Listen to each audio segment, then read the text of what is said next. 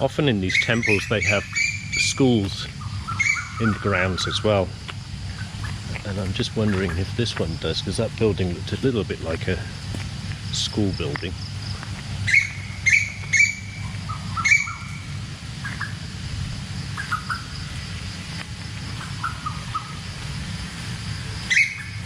So it's still quite early in the morning here. Not a lot going on.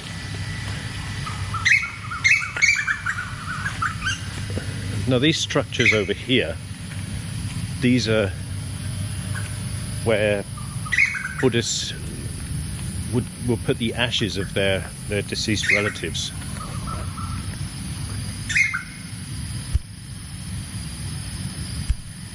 So you can see there, some are very old and some are new. So yeah, over the years, you've got to have a bit of money to do this.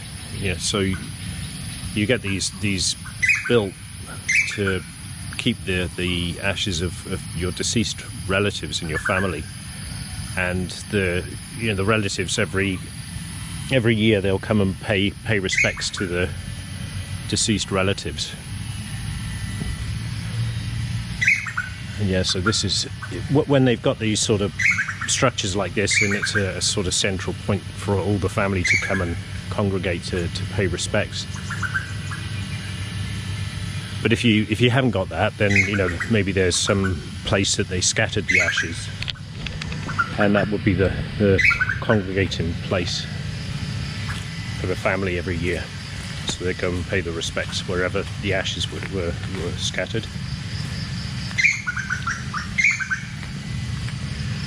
My neighbour is my wife's uncle. Now, my wife's mother has got 10 brothers and sisters. I mean, back in those days, families were massive. So one of my mother-in-law's brothers, older brothers, he passed away about 2 years ago, I think it was now. And yeah, so the family doesn't have one of those structures to put the ashes of deceased relatives. So there was a ceremony where they went out to an island off the coast of Songkhla and scattered the ashes on Hat-Yai. Sorry, not Hat-Yai, Hat-Nul or Rat Island.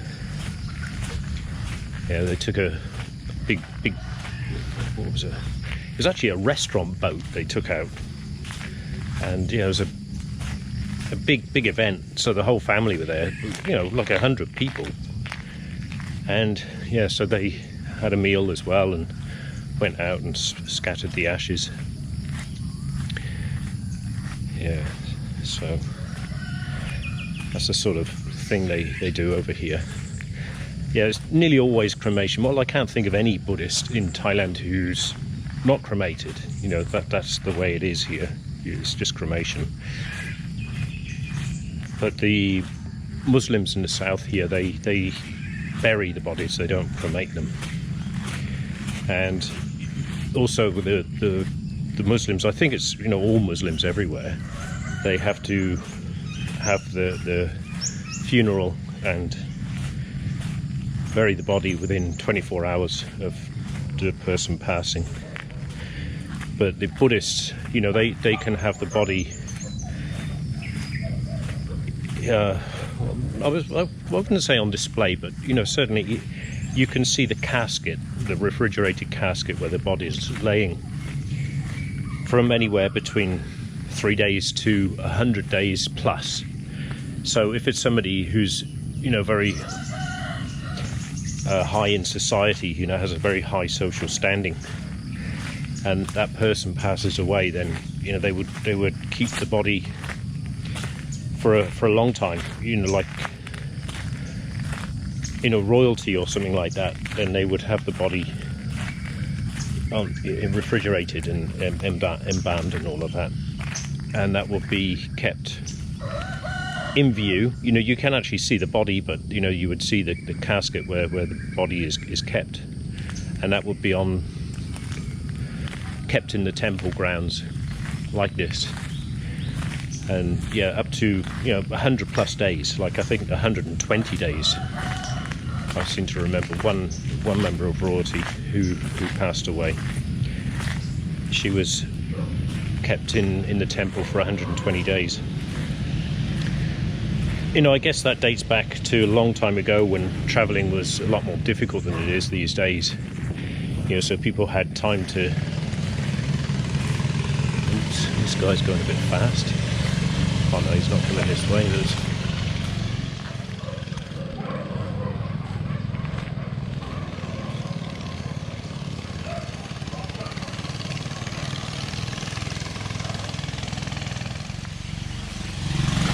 Where was I? Talking about how long bodies are kept at temples before they're actually cremated. So yeah, the longest I remember was a member of the royal family, and when she passed away, the body was kept at the temple for 120 days before the cremation ceremony.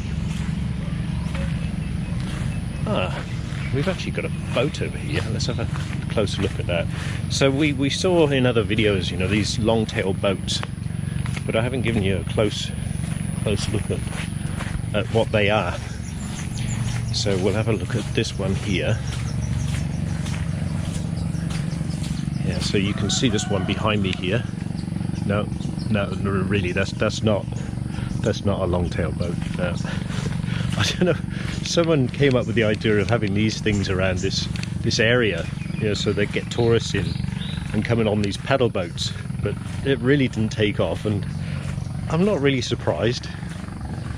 Oh no, this isn't a long-tail. This is like the traditional form. You met that woman earlier we saw in her little rowboat. That's a plastic one. This is like the modern plastic, you know, they're using these days. But this was a traditional one.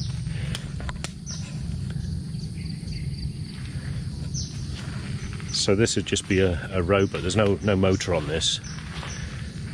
And yeah, that would weigh a ton, I'm sure. Look at it. I mean, it's solid wood.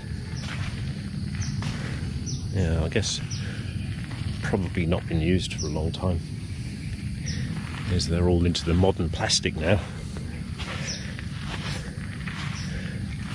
Yeah, so there's some roofing tiles as well over here. A seating area. Or seating around here as well. Yeah, so these would be very old roofing tiles from some old building they probably renovated. Yeah, they're very nice. Look at those. So that's what the roofing tile would look like. It's really thin, and you can feel it's so brittle.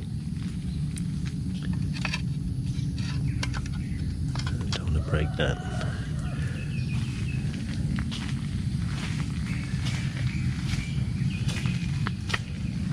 I thought that was fake for a minute.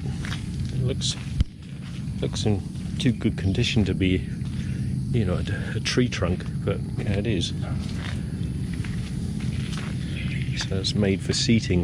There's a big seating area around here, possibly for funerals. There's a toilet area over there. And on that note, we'll finish up for episode 2.